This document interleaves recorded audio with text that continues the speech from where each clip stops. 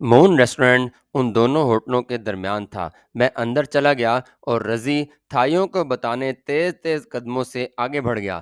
مجھے ریسٹورنٹ میں بیٹھے بمشکل 15 منٹ گزرے ہوں گے کہ پہلے کیسر اندر آیا اور میرے ساتھ کی میز کے قریب پڑی کرسی پر بیٹھ گیا۔ اس کے پیچھے ہی رضی اندر داخل ہوا اور قدرے فاصلے پر ایک ٹیبل پر بیٹھتے ہوئے مجھے اشارے سے بتایا کہ تینوں ساتھی باہر موجود ہیں۔ کیسر نے اور میں نے چائے کے الگ الگ آرڈر دیے۔ کیسر دھیمی آواز میں بولا، ہم سب بڑی مشکل میں پھنس چکے، سارے ساتھی حوالات میں بند ہیں۔ تھانے دار بڑی مشکل سے $1000 لے کر اس بات پر رضامند ہوا ہے کہ گرفتار ساتھیوں کی FIR صرف 4 روز تک نہ کاٹے گا۔ اس کی دی ہوئی مہلت کل ختم ہو رہی ہے۔ میں نے کلپنا کو ٹیگور ہوٹل میں ٹھہرایا ہے اور اسے $5000 دے کر کہا ہے کہ اگر ایک ہفتے تک ہم یہاں سے نہ جا سکے تو وہ اکیلی ہی دارجلنگ چلی جائے۔ تھانے دار نے ساتھیوں کا سارا اسلحہ تھانے کے مال خانے میں رکھوا دیا ہے۔ ساتھیوں پر اس نے فی الحال کوئی جسمانی تشدد نہیں کیا، لیکن میرے ہزار یقین دلانے کے باوجود کہ اسے ساتھیوں کی رہائی کے عوض مالا مال کر دیا جائے گا، مجھے یوں محسوس ہوتا ہے کہ اسے میری بات پر یقین نہیں۔ میری بھی نگرانی ہو رہی ہے۔ آپ کے سامنے جو شخص سفید دھوتی اور گلابی قمیض پہنے بیٹھا ہے، وہ تھانے کا مخبر ہے یا سپاہی ہے؟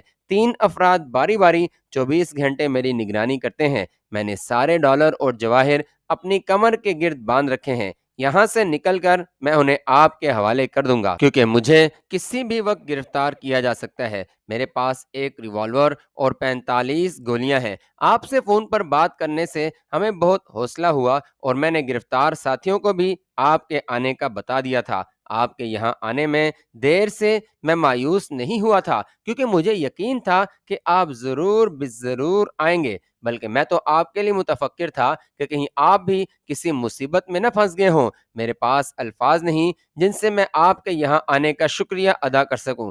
کیسر لگاتار بولے جا رہا تھا، حالانکہ وہ عام حالات میں بہت کم بات کرتا تھا۔ یقیناً وہ اس نئی افتاد سے گھبرا گیا تھا۔ اپنی ذمہ داری پر وہ ساتھیوں کو اپنے ساتھ لایا تھا۔ دو تو رانگا ماٹی پہنچنے سے پہلے ہی مال کے لالچ کے باعث ہلاک ہو چکے تھے، اور اب باقی سارے ساتھی یہاں پکڑے جا چکے تھے۔ وہ کس منہ سے اکیلا واپس دہلی جاتا؟ میں نے کیسر کو تسلی دیتے ہوئے کہا، فکر نہ کرو، میں آ گیا ہوں، اور میرے ساتھ 3 تھائی اور 3 مسلح بنگلہ دیشی فوجی بھی ہیں۔ ساتھیوں کو چھڑوانے کے لیے ہم جان کی بازی لگا دیں گے۔ گھی اگر سیدھی انگلی سے نہ نکلا تو ٹیڑھی انگلی سے نکالیں گے۔ تم مجھے تھانے کا محل وقوع، تھانے دار کی شکل و صورت اور تھانے میں موجود نفری کی اندازاً تعداد بتاؤ، اور یہ بھی بتاؤ کہ تھانے کا مال خانہ تھانے میں کس جگہ واقع ہے۔ یہ سب کچھ لکھ کر رضی کو دینا، جو 1.5 گھنٹے بعد اسی جگہ تمہارا منتظر ہوگا۔ یہ کہہ کر میں نے چائے کا بل ادا کیا اور ریسٹورنٹ سے باہر آ گیا۔ تھائی ساتھی باہر ریسٹورنٹ کے دونوں جانب پھیل کر کھڑے تھے۔ چند منٹوں بعد کیسر بھی باہر آ گیا اور پاس سے گزرتے ہوئے ایک بہت چوڑی ڈیل پٹی یعنی بیلٹ مجھے دی، جس میں ڈالر اور جواہرات تھے۔ کیسر تو آگے بڑھ گیا، اس کے پیچھے ہی گلابی قمیض والا اور رضی ساتھ ساتھ نکلے۔ نگرانی کرنے والا تو کیسر کے پیچھے پیچھے چلا گیا۔ رضی کو میں نے اسی ریسٹورنٹ میں کیسر سے مانگی ہوئی معلومات کا پرچہ لینے اور اسے فوراً مجھ تک پہنچانے کی ڈیوٹی لگائی۔ ہوٹل میں رابرٹ مائیکل کے نام سے میں نے اندراج کروایا تھا، کیونکہ بھارت میں سرحدی قصبے میں کسی مسلمان کا ٹھہرنا ہی اسے مشکوک بنا دیتا ہے۔ میرے سارے ساتھی بھی ہندو اور کرسچن ناموں سے ہوٹل میں ٹھہرے تھے۔ 2 گھنٹے بعد رضی کیسر کا دیا ہوا رکا لے کر میرے پاس آ گیا۔ میں نے تینوں فوجیوں کو بھی اپنے کمرے میں بلوا لیا اور کیسر کا رکا پڑھنے لگا۔ اس نے تھانے کی عمارت کا نقشہ بنایا تھا، جس میں حوالات اور مال خانے کی نشاندہی کی تھی۔ تھانے کی کل نفری کیسر کے اندازے کے مطابق 16 افراد پر مشتمل تھی، اور تھانے کا سارا عملہ ہندو تھا۔ ریوالور سے مسلح صرف تھانے دار اور ASI تھے، باقی سب عملہ ہاتھوں میں لاٹھیاں رکھتے تھے۔ میں نے یہ سب معلومات فوجیوں کو بتا کر انہیں اپنا پلان بتایا۔ میرے پلان کے مطابق ہمیں کل شام ڈھلنے کے بعد تھانے پر حملہ کرنا تھا۔ اس وقت تھانے دار، ASI اور ہیڈ محرر وغیرہ تھانے میں عموماً موجود ہوتے ہیں۔ پلان کے مطابق میں نے تھانے دار کو اور کیسر نے ASI کو غیر مسلح کرنا اور اپنے اسلحے کی نوک پر ان سے مال خانے اور حوالات کی چابیاں لینی تھی اور اپنا اسلحہ لینا اور ساتھیوں کو چھڑانا تھا۔ اس دور افتادہ تھانے میں سینٹرل الارم سسٹم کا ہونا بعید از قیاس تھا۔ ساتھیوں کو چھڑوانے اور مسلح کرنے کے بعد مال خانے میں تھانے دار سمیت ساری نفری کو ایک ایک کر کے اندر لا کر تھائیوں کا کام انہیں ختم کرنا تھا۔ میں چاہتا تھا کہ اس کارروائی کے دوران بارودی اسلحے کا استعمال سوائے اشد ضرورت کے ہرگز نہ کیا جائے اور خاموشی سے ساری نفری کو ہلاک کر کے ہم ICO کی قیادت میں فوراً رانا گھاٹ کی طرف روانہ ہو جائیں۔ قصبے والے خال خال ہی رات کو تھانے کی طرف جاتے ہیں۔ میں چاہتا تھا کہ ہماری اس کارروائی کا علم قصبے والوں اور پولیس کے اعلیٰ افسران کو اگلی صبح سے پہلے نہ ہو، تب تک ہم ان کی پہنچ سے دور نکل چکے ہوں گے۔ کارروائی سے پہلے ہوٹلوں سے اپنا سامان اٹھائیں گے، چیک آؤٹ نہیں ہوں گے اور کلپنا کو سامان کے ساتھ قصبے کے باہر اس جگہ انتظار کرنے کا کہیں گے جہاں سے ہمیں رانا گھاٹ کے لیے گزرنا ہوگا۔ میرے پلان کو سب نے سراہا، صرف ایک تبدیلی یہ کی گئی کہ قصبے کے کسی بھی شخص کی وہاں موجودگی کے امکان کے پیش نظر تھانے پر دھاوے کا وقت رات کے 9 بجے رکھا جائے۔ یہ عجیب اتفاق تھا کہ رانا گھاٹ جانے کے راستے میں ہی تھانہ پڑنا تھا، یعنی ہمیں اپنی کارروائی کے بعد قصبے میں دوبارہ داخل نہیں ہونا تھا۔ ICO کے مطابق شانتی پور سے رانا گھاٹ کا سفر 6 سے 7 گھنٹے کا تھا اور بقول اس کے ہم انشاءاللہ 8ویں گھنٹے میں بنگلہ دیش میں ہوں گے۔ پلان کی تفصیلات اور وقت طے کر کے میں نے فوجیوں کو رخصت کیا اور کھانا کھا کر تھانے میں کارروائی کی جزیات میں کھو گیا۔ تھانے دار کو قابو کر کے ہمیں پہلے مال خانہ کھولنا اور بعد میں حوالات سے ساتھیوں کو نکالنا تھا۔ میں نے پروگرام میں 2-3 تبدیلیاں کی۔ تھانے دار کو قابو کر کے ہمیں مال خانے سے بھی پہلے اس سے ملحقہ تھانے کے اسلحہ خانے پر قبضہ کرنا تھا تاکہ کارروائی کے دوران کوئی پولیس والا مسلح نہ ہو سکے۔ تھانے کے بڑے گیٹ پر رضی نے تھانے میں اگر کوئی آئے تو اسے یہ کہہ کر واپس لوٹانا تھا کہ پولیس کمشنر اچانک معائنے کے لیے آیا ہوا ہے، اور اگر کوئی پولیس والا آئے تو اسے فوری اندر بھیجنا تھا۔ تھانے کی ٹیلی فون کی لائن ڈسکنیکٹ کرنی تھی۔ ہمارے یہ پلان دیکھنے میں تو بالکل ٹھیک لگ رہا تھا اگر تھانے کے حالات ہماری توقع کے عین مطابق ہوتے۔ دوسری صورت میں ہمیں فوراً اسلحے کا استعمال کرنا تھا، کیونکہ ایک بار تھانے میں گھس کر پلان کو ملتوی کرنا اور واپس لوٹنا ناممکن تھا۔ تھانے میں ایک جیپ کا ہونا لازمی تھا۔ ہم اس جیپ سے کسی حد تک فائدہ اٹھا سکتے تھے۔ جیپ ہمارے واپس جانے کے راستے کی نشاندہی بھی کر سکتی تھی، اس لیے اسے استعمال نہ کرنے کی صورت میں اسے دوسرے کے لیے ناقابل استعمال بنانا ضروری تھا۔ انہی سوچوں میں کھویا ہوا میں سو گیا۔ اگلے دن میں رضی اور تھائیوں کے پاس گیا اور انہیں آج رات کو اٹیک کے منصوبے سے آگاہ کیا۔ سب نے میرے پلان کی تائید کی اور میں نے انہیں رات 8 بجے اپنے ہوٹل کو چھوڑ کر سامان اور اسلحے کے ساتھ تھانے سے قریب 200 گز آگے رکنے کا کہا۔ وہیں پر کلپنا نے ہمارا انتظار کرنا تھا۔ رضی کے ذریعے مون ریسٹورنٹ میں کیسر کو بلوا کر سب پلان سمجھایا۔ اس نے 8:45 بجے تھانے کے بیرونی گیٹ پر ہمیں ملنا اور رضی نے کلپنا کو لے کر تھانے سے آگے مقررہ مقام پر چھوڑنا اور تھانے کے باہر ہمیں ملنا تھا۔ تینوں فوجیوں اور تھائیوں نے 2-2 کی ٹولی میں ٹھیک 8:45 بجے تھانے پہنچنا تھا۔ سب کو مکمل ہدایات دے کر اور گھڑیاں ملا کر میں واپس اپنے ہوٹل آ گیا اور وضو کر کے 2 رکعت نفل اپنی کامیابی کے لیے ادا کیے اور گڑ گڑا کر رب العزت سے دعا کی کہ مجھے اس مشن میں کامیابی عطا کرے۔ اس مشن میں خدا نخواستہ ناکامی کی صورت میں کم از کم میں تو اپنی جان دے دیتا۔ کیسر کے ساتھیوں کی گرفتاری میرے دل و دماغ پر اتنا بڑا بوجھ بن چکی تھی جس کو بیان کرنا مشکل ہے۔ میری وجہ سے یہ سب مصیبت میں گرفتار ہوئے تھے اور اب یہ میرا فرض تھا کہ انہیں رہا کرواؤں یا اس کوشش میں اپنی جان دے دوں۔ رب ذوالجلال والاکرام کی ذات اور اس کے قادر مطلق ہونے پر یقین کامل اور اس سے اپنی حاجت بیان کرنے اور مدد مانگنے سے میرے دل کو بڑا سہارا ملا۔ دن کا باقی وقت میں نے کمرے میں آرام کرنے میں گزارا۔ رات کو کارروائی میں کامیابی کے بعد ہمیں مسلسل 8 گھنٹے چلنا تھا، جس کے لیے ہمارا تازہ دم ہونا لازمی تھا۔ خدا نہ خواستہ اگر امیدوں کے برعکس صورتحال پیش آئی تو میں نے اس کے متعلق سوچنا ہی چھوڑ دیا تھا۔ ابھی شام کے 7 ہی بجے تھے کہ ہوٹل میں شور و غل کی وجہ سے میں اپنے کمرے سے باہر آ گیا۔ 2 ڈنڈے بردار سپاہی رمیش کی تلاش میں آئے تھے اور اس کے کمرے کے دروازے کو پیٹ رہے تھے۔ ہوٹل کا مینیجر انہیں بار بار کہہ رہا تھا کہ رمیش ہوٹل سے باہر گیا ہے، لیکن وہ سنی انسنی کر کے دروازے کو مسلسل پیٹے جا رہے تھے۔ میں جلدی سے کمرے کے اندر گیا اور فوری طور پر روانگی کی تیاری کر کے اپنا بیگ کندھے پر لٹکا کر ہوٹل کی ریسپشن پر آ گیا۔ میرے سامنے ہی کیسر ہوٹل میں داخل ہوا۔ میں نے اسے ہوٹل کی پہلی منزل پر اس کے کمرے پر پولیس کی موجودگی کا بتایا۔ اب اتنا وقت نہیں تھا کہ ہم اشاروں میں باتیں کرتے۔ کیسر نے کہا کہ کمرے میں اس کا صرف کپڑوں کا ہی ایک بیگ پڑا ہے۔ میں نے کیسر کو کہا کہ وہ کچھ دیر کے لیے ہوٹل سے باہر چلا جائے اور اس وقت واپس لوٹے جب پولیس والوں کے ساتھ تھانے پہنچنے کا وقت ہمارے اٹیک کے وقت کے مطابق ہو۔ کیسر میری بات سن کر وہیں سے واپس لوٹ گیا۔ اس ہوٹل کے ریسٹورنٹ میں گلابی قمیض والا مخبر اب بھی بیٹھا ہوا تھا۔ کیسر سے بات کرتے وقت میں کنکھیوں سے اسے بھی دیکھ رہا تھا۔ اس نے ہمیں باتیں کرتے دیکھ کر جیب سے کاغذ اور پین نکال کر اس پر کچھ لکھا اور کیسر کے باہر جاتے ہی وہ ہوٹل کے دروازے تک گیا اور پھر واپس لوٹ آیا۔ اب میں بھی ان کی نگرانی کی لسٹ میں شامل ہو چکا تھا اور شاید وہ کوئی فیصلہ نہ کر پایا تھا کہ رمیش کے پیچھے جائے یا میری نگرانی کرے۔ اسے یقیناً پولیس کے سپاہیوں کی ہوٹل میں آمد کا پتہ تھا۔ اب ہمارے پاس وقت بہت کم تھا۔ میں فوجیوں کے کمرے میں گیا اور آئی سی او کو کہا کہ انہیں اب جلد از جلد ہوٹل سے نکل جانا چاہیے۔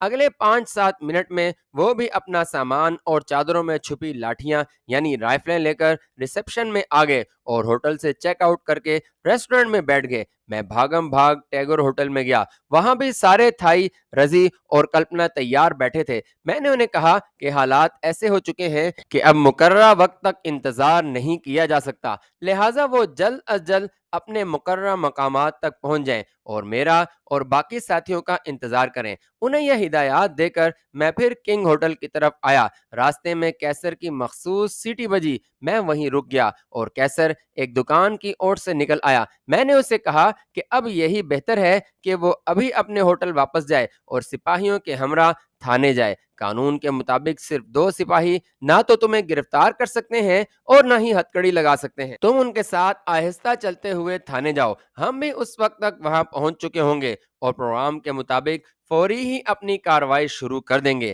کیسر کو میں نے ہوٹل واپس جانے اور سپاہیوں کے ہمراہ تھانے جانے کا اس لیے کہا تھا کیونکہ میں چاہتا تھا کہ ہماری کارروائی کے دوران پولیس کی زیادہ سے زیادہ نفری تھانے میں موجود ہو۔ کیسر اور میں تقریباً آگے پیچھے ہوٹل میں داخل ہوئے۔ کیسر سیدھا اپنے کمرے میں گیا اور چند منٹوں میں ہی اپنا بیگ اٹھائے دونوں سپاہیوں کے ساتھ ہوٹل سے نکل گیا۔ میں نے فوجیوں کو اشارہ کیا اور وہ بھی ہوٹل سے باہر چلے گئے۔ میں بھی بیرونی دروازے کی طرف بڑھا تو گلابی قمیض والا مخبر بھی اٹھ کھڑا ہوا۔ تھانے کی طرف جانے میں ہماری ترتیب یوں تھی کہ تقریباً 50 میٹر آگے کیسر اور دونوں سپاہی اور پیچھے تینوں فوجی اور ان سے پیچھے میں اور مجھ سے تھوڑا ہی پیچھے نمبر 2 تھا۔ جب تھانہ سامنے دکھائی دینے لگا تو فوجی رک گئے اور میں اور نمبر 2 آگے بڑھ گئے۔ کیسر تو تھانے کے اندر جا چکا تھا، لہٰذا مخبر میری اصلیت جاننے، کیونکہ میں نے ہوٹل میں اس کے سامنے کیسر سے بات کی تھی اور انعام کے لالچ میں میرے پیچھے لگ گیا، وہ بھی تھائیوں سے آگے بڑھایا۔ میں یکلخت واپس پلٹا اور مخبر کو گلے سے دبوچ لیا۔ سارے تھائی میرے پاس آ گئے۔ میں نے نمبر 2 کو کہا، یہ پہلے کیسر کی اور اب میری مخبری اور اصلیت جاننے کے لیے یہاں آیا ہے، کیوں نہ ہم اپنی کارروائی کا اسی سے آغاز کریں۔ اسے یوں ہی گردن سے دبوچے میں نے اس کے منہ پر ہاتھ رکھ دیا۔ ایک تھائی نے اسی وقت اس کا کام تمام کر دیا۔ منہ کے اوپر ہاتھ رکھ کر میں نے اس کی آواز بند کر رکھی تھی۔ وہ تھوڑا سا تڑپا اور ٹھنڈا ہو گیا۔ ہم نے اس کی باڈی گھسیٹ کر سڑک کے دورایا درختوں سے پرے پھینکی۔ اسی اسنا میں رضی بھی کلپنا کو مقررہ جگہ پر چھوڑ کر واپس آ چکا تھا۔ رضی تھانے کے باہر کھڑا ہو گیا اور ہم ایک ایک کر کے تھانے میں داخل ہوئے۔ تھانے کے صحن میں 3 باڈیز پڑی تھیں۔ یہ بارڈر کراس کروانے والوں کی تھیں اور پوسٹ مارٹم کے بعد تھانے لائی گئی تھیں، کیونکہ وہ علاقہ جہاں ہم نے انہیں ہلاک کیا تھا اسی تھانے کی حدود میں تھا اور غالباً ان کے لواحقین کا انتظار کیا جا رہا تھا۔ میں نقشے کو ذہن میں رکھتے ہوئے ایس ایچ او کے کمرے میں داخل ہوا۔ کمرے میں ایس ایچ او اور اے ایس آئی دونوں کرسیوں پر بیٹھے تھے اور ایک جانب کیسر کھڑا تھا۔ ایس ایچ او کے کمرے کے باہر بیٹھے سپاہی نے مجھے بغیر اجازت اندر جانے سے روکا، لیکن اسے شٹ اپ کہہ کر میں کمرے میں داخل ہوا۔ ایس ایچ او نے سوالیہ نگاہوں سے میری طرف دیکھا۔ میں نے اسے انگریزی میں کہا، میں انڈین ایسٹرن آرمی کا انٹیلیجنس سے ہوں اور جیسور کے قریب ہمارے ہیلی کاپٹر کی تباہی کی تحقیقات کے لیے پہلے جیسور اور پھر وہاں سے درسنا کے راستے شانتی پور آیا ہوں۔ میرے 3 ماتحت بھی میرے ساتھ ہیں اور ہم کنگ ہوٹل میں ٹھہرے ہیں۔ ہماری تحقیقات کے مطابق چند بھارتی غداروں نے اس ہیلی کاپٹر کو تباہ کیا ہے اور وہ اب شانتی نگر میں تمہاری حراست میں ہے۔ میں تم سے فوری طور پر انتہائی ضروری بات کرنا چاہتا ہوں۔ میرے پاس ان غداروں کے خلاف ثبوت کے لیے ایک خط ہی کافی ہے جو مجھے جائے وقوع سے ملا ہے۔ میرے پاس آؤ تاکہ تمہیں یہ خط دکھاؤں۔ ایس ایچ او کے لیے میری اچانک آمد، میرا انداز گفتگو اور ایسٹرن آرمی کی انٹیلیجنس سے میرا تعلق ہونا اتنا غیر متوقع تھا کہ اس کی سوچنے سمجھنے کی قوت بالکل سلب ہو گئی۔ میں کھڑکی کے پاس جا کر کھڑا ہو گیا۔ ایس ایچ او اپنی کرسی سے اٹھا، مجھے سیلوٹ کیا اور میرے پاس آ گیا۔ کیسر میری ایک ایک حرکت کو دیکھ رہا تھا۔ ایس ایچ او کے اپنے قریب آتے ہی میں نے جیب سے سائلنسر والا پسٹل نکالا اور اس کی کن پٹی سے لگا دیا اور اس کا سرکاری ریوالور بیلٹ کے پاؤچ سے نکال لیا۔ اس وقت کیسر اے ایس آئی پر جھپٹا جو ہماری طرف دیکھ رہا تھا اور اپنا ریوالور اس پر تان کر اس کا سرکاری ریوالور لے لیا۔ ان دونوں پولیس والوں کو میں نے کمرے کی دیوار کے ساتھ کھڑے ہو کر ہاتھ سر پر باندھنے کو کہا، جس کی بلا چوں چرا انہوں نے تعمیل کی۔ کمرے کے دروازے پر پردے پڑے ہوئے تھے۔ میں نے دونوں کو اپنے پسٹل کی زد میں لیتے ہوئے کیسر کو کہا کہ دروازے پر بیٹھے سپاہی کو کہے کہ ایس ایچ او نے ہیڈ محرر کو فوری طور پر مال خانے، اسلحہ خانے اور حوالات کی چابیاں لے کر آنے کا کہا ہے۔ کیسر نے سپاہی کو پیغام دینے کے لیے دروازہ کھولا اور ہنستے ہوئے پلٹ کر مجھے کہا، ہمارے ساتھیوں نے یہ کام پہلے ہی کر رکھا ہے اور تھانے کا سارا عملہ سروں پر ہاتھ باندھے الٹا لیٹا ہے۔ میرے کہنے پر کیسر نے دروازہ بند کر دیا۔ میں ہر قسم کے رسک کو بھی ممکن حد تک کم کرنا چاہتا تھا اور میری نگاہ میں دشمن کو زندہ رکھنا بڑا رسک تھا۔ میں نے ایک کے بعد دیگر ایس ایچ او اور اے ایس آئی کی کن پٹیوں پر اپنے پسٹل کی نال رکھ کر 2 فائر کیے۔ میرے پسٹل کا سائلنسر بہت اعلیٰ کوالٹی کا تھا۔ ٹھس کی ہلکی سی 2 آوازیں آئیں اور دونوں پولیس والے گولیاں لگنے کے بعد ہاتھوں سے ریوالور کا سہارا لینے کی کوششوں میں ناخنوں سے دیوار کھرچتے ہوئے فرش پر گر کر ڈھیر ہو گئے۔ ان کے دونوں پسٹل اپنی جیبوں میں ڈال کر ہم ایس ایچ او کے کمرے سے باہر آئے۔ وہاں عجیب سما تھا۔ تھانے کے درمیانی بڑے کمرے میں تھانے میں موجود سارا عملہ بالکل خاموش، سروں پر ہاتھ باندھے فرش پر الٹا لیٹا ہوا تھا۔ آئی سی او نے ہیڈ محرر سے اسلحہ خانے، مال خانے اور حوالات کی چابیاں لے لی تھیں اور کیسر کے سارے ساتھی حوالات سے باہر کھڑے تھے۔ میں نے پولیس والوں کے دونوں ریوالور کیسر کے ساتھیوں کو دیے۔ 2 تھائیوں کو تھانے کی عمارت کے باہر اور کمپاؤنڈ کے اندر پہرے پر لگا دیا۔ آئی سی او اپنے ایک سپاہی کے ساتھ اسلحہ خانے اور مال خانے کے تالے کھولنے لگا۔ اس بڑے درمیانی کمرے میں ہی ایس ایچ او، ہیڈ محرر، اسلحہ خانے، مال خانے اور حوالات کے دروازے تھے۔ ہیڈ محرر اتنا خوف زدہ تھا کہ آئی سی او کو اس نے چابیوں کے 2 بڑے گچھوں میں سے خود ہی ہماری مطلوبہ چابیاں تھما دی تھیں۔ مال خانے کے اندر بہت کچھ سامان پڑا تھا۔ کیسر کے ساتھیوں نے وہاں سے صرف اپنا اسلحہ اور گولیاں اٹھا لیں۔ اب اسلحہ خانے کا دروازہ کھولا گیا۔ وہاں پر پرانی 303 کی رائفلیں، 2 اسٹین گنیں، ایک آنسو گیس پھینکنے والی گن اور اس کے درجنوں شیل اور تمام اسلحے کی بے شمار گولیاں پڑی تھیں۔ میں نے ساتھیوں کو دونوں اسٹین گنیں، ان کی گولیاں، فالتو میگزین اور سرکاری ریوالوروں کی خاصی تعداد میں گولیاں اٹھانے کا کہا۔ ہم اسلحہ خانے سے باہر آ گئے۔ فرش پر لیٹے کل 16 پولیس والے تھے۔ بھارتی، بنگال اور بنگلہ دیش میں اے ایس آئی سے کم عہدے کے پولیس والے قمیص اور ڈھیلی نکریں پہنتے ہیں۔ ان میں سے کئی کی خوف کے مارے نکریں خراب ہو چکی تھیں۔ پہلے سے فیصلہ ہونے کے باوجود انہیں ہلاک کرنے میں میری نیت ڈاواڈول ہونے لگی۔ میرے اسی خیال اور سوچ میں چند سیکنڈ گزرے تھے کہ ایک سپاہی یکلخت کھڑا ہو گیا اور کیسر کے ایک ساتھی پر جھپٹا۔ उसी लम्हे मेरी पिस्टल की गोली निकली और उसकी पुश्त में जा लगी। वो चीखने लगा तो मेरी दूसरी गोली ने उसे बिल्कुल खामोश कर दिया। मेरे दिल में चंद लम्हों के लिए हमदर्दी का जो जज्बा उभरा था वो फिर वहशत और दरिंदगी में बदल गया। मैंने कैसर के दो साथियों को बाहर पहरे पर लगाकर दोनों थाइयों को अंदर बुलवा लिया और उन्हें माल खाने में जाने को कहा। नंबर टू भी उनके साथ ही माल खाने में चला गया। फौजी एक एक सिपाही को ठोकर मार कर उठाते और उसे सर पर हाथ बांधे माल खाने के अंदर ले जाते। अंदर थाई इतनी सफाई से उनका काम तमाम कर रहे थे कि बाहर जर्रा सी भी आवाज नहीं आती थी। अलबत्ता उनका खून बहकर बड़े कमरे में आ रहा था। उन 15 सिपाहियों और हेड मुहर्रर को एक सिपाही तो मेरी गोलियों से पहले ही खत्म हो चुका था। पूरे 21 मिनट में जहन्नम रसीद करके नंबर टू और उसके दोनों साथी माल खाने से बाहर आ गए। कैसर के साथियों ने माल खाने, असलहा खाने, हवालात और एसएचओ के कमरे को ताले लगाए। दोनों थाइयों की कमीजें सिपाहियों के खून से लाल हो रही थीं। उन्होंने झटपट कमीजें बदली और हम सब थाने से बाहर आ गए। थाने की मेन बिल्डिंग में दाखिली दरवाजे को भी ताला लगा दिया गया। कैसर ने जीप का डिस्ट्रीब्यूटर कवर और गवर्नर निकाल लिया। रजी अभी तक बाहर खड़ा था। बांग्लादेशी फौजियों से छीनी हुई एक राइफल मैंने माँ गोलियां के रजी को दिलवाई और थाई साथी को